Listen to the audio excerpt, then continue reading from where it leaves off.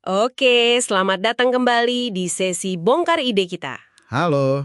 Anda mungkin sering banget ya dengar nasihat ini kalau mau bikin startup. Yang mana tuh? Yang soal kerjakan apa yang Anda cintai. Ikuti passion.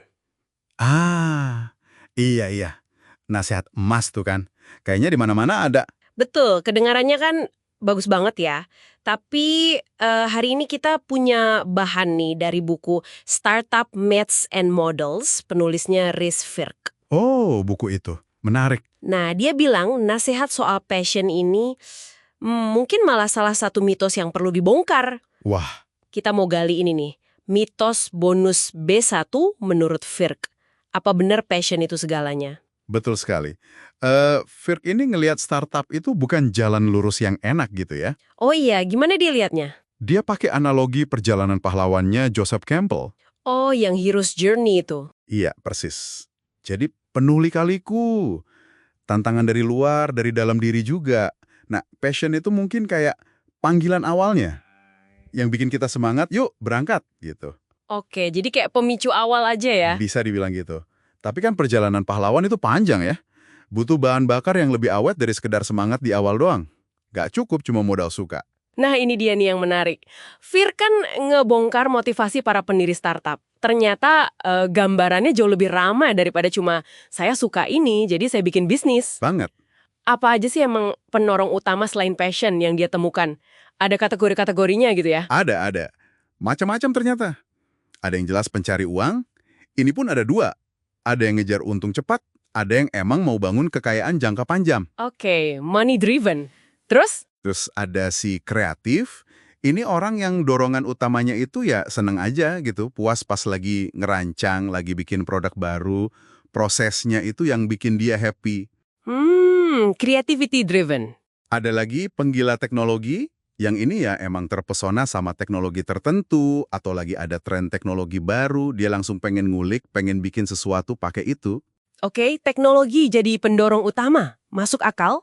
Ada lagi? Masih ada. Ada yang didorong ketenaran atau pengakuan. Pengen dikenal, pengen jadi ahli di bidangnya, atau ya dihormatilah di industrinya. Fame, respect driven? Menarik juga. Terus ada tipe pembangun kerajaan atau kompetitor. Nah ini dia nih, yang suka menang, suka kompetisi, pengen bangun sesuatu yang besar, yang dominan. Wah, ambisius ya. Banget. Terus ada yang lebih simpel, pencari kebebasan. Motivasi utamanya yaitu pengen jadi bos buat diri sendiri, nggak mau diatur-atur. Haha, banyak juga ya yang kayak gitu. Pasti. Terakhir, ada pejuang misi. Kalau yang ini fokusnya lebih ke dampak sosial atau mau melayani komunitas tertentu. Punya tujuan mulia gitu? Wow, ini benar-benar spektrum yang luas ya. Jadi poin kuncinya Firk itu passion bisa jadi cuma salah satu rasa aja ya, bukan resep utamanya. Persis. Dan tiap orang, tiap tim pendiri itu punya racikan motivasi yang unik. Prioritasnya beda-beda. Oke. Nah, ini nyambung ke poin penting lain yang Firk angkat. Dia ngutip visi terkenal Brad Feld. Oh ya, gimana katanya? Feld bilang gini, saya nggak nyari entrepreneur yang passionate, saya nyari yang terobsesi. Nah loh, obsesi. Beda dong ya sama passion. Beda. Kedengarannya lebih intens kan? Feld ngelihat obsesi ini sebagai kunci. Maksudnya fokus yang gila-gilaan ke satu masalah spesifik atau satu pasar kecil. Pasar kecil, kenapa pasar kecil? Pasar kecil yang satu, Anda yakin bisa kuasai. Dua, Anda terobsesi sama pasar itu atau masalah di dalamnya. Tiga, Anda yakin pasar ini bakal gede nantinya, meskipun orang lain mungkin belum melihat potensinya sama sekali. Obsesi pada masalah atau pasar yang underestimated gitu ya? Betul. Contohnya kayak pendiri Yahoo dulu.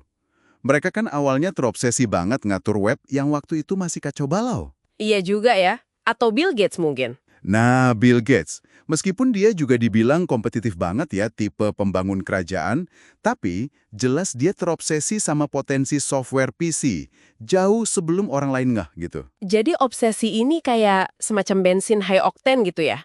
Buat ngelewatin masa-masa sulit? Bisa jadi. Balik lagi ke analogi perjalanan pahlawan tadi.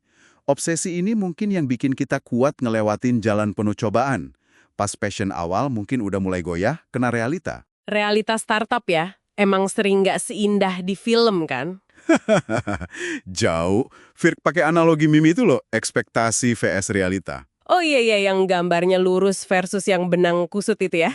Nah, itu dia. Startup ya kayak benang kusut itu, penuh kejutan, seringnya nggak enak.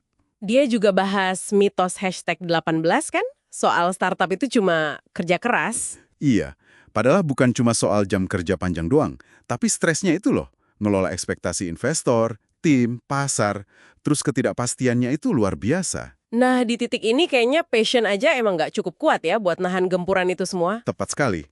Makanya selain campuran motivasi yang pas, yang mungkin ada obsesi atau misi di dalamnya, Firk juga nekenin soal kemampuan adaptasi. Adaptasi, maksudnya? Kemampuan buat belajar dan berubah. Malah ada visi lain, Randy Komisar, dia bilang faktor nomor satu yang dia cari di pendiri itu, ya kemampuan belajar, kemampuan buat nyesuaiin diri pas keadaan berubah. Jadi bukan cuma soal semangat di awal, tapi soal ketahanan mental dan kelenturan di tengah jalan ya. Persis. Kelenturan itu penting banget. Jadi kalau kita simpulkan nih, bukan berarti passion itu nggak penting sama sekali dong, dibuang aja gitu. Oh, bukan gitu juga. Passion itu bisa jadi pemantik api yang bagus banget di awal.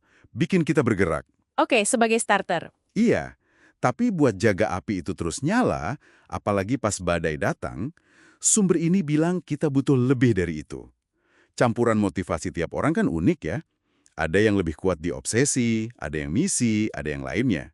Yang paling krusial itu kita kenal prioritas motivasi kita sendiri dan tim kita. Jadi kenali diri sendiri dan tim gitu ya. Dan pastikan ada keselarasan di sana. Itu fondasi yang mungkin lebih kokoh daripada cuma ngandalin rasa suka di awal. Oke, ini benar-benar ngasih perspektif baru ya soal nasihat startup yang paling sering kita dengar itu. Semoga begitu. Nah, sebagai penutup nih, ada satu kutipan lagi dari Firk yang menurut saya cukup dalam. Dia bilang, saya belum pernah ketemu entrepreneur yang nggak jadi orang yang sangat berbeda di akhir perjalanan startup mereka. Perubahan ya, transformasi. Iya. Nah, pertanyaan buat Anda, pendengar renungkan di rumah. Kalau bukan cuma passion yang utama, racikan motivasi unik apa sih yang sebenarnya mendorong Anda? Atau yang Anda lihat pada pendiri-pendiri tangguh yang Anda kenal? Pertanyaan bagus. Dan yang lebih penting lagi, gimana racikan motivasi itu bakal ngebantu Anda nggak cuma buat memulai, tapi juga buat bertahan dan menyelesaikan perjalanan pahlawan Anda sendiri, apapun nanti hasilnya. Sebuah refleksi yang penting banget ya, buat siapapun yang lagi jalanin, atau baru mau mulai, atau bahkan cuma tertarik sama dunia startup. Oke, sampai di sini dulu sesi bongkar ide kita kali ini. Sampai jumpa di pembahasan mendalam berikutnya. Sampai jumpa!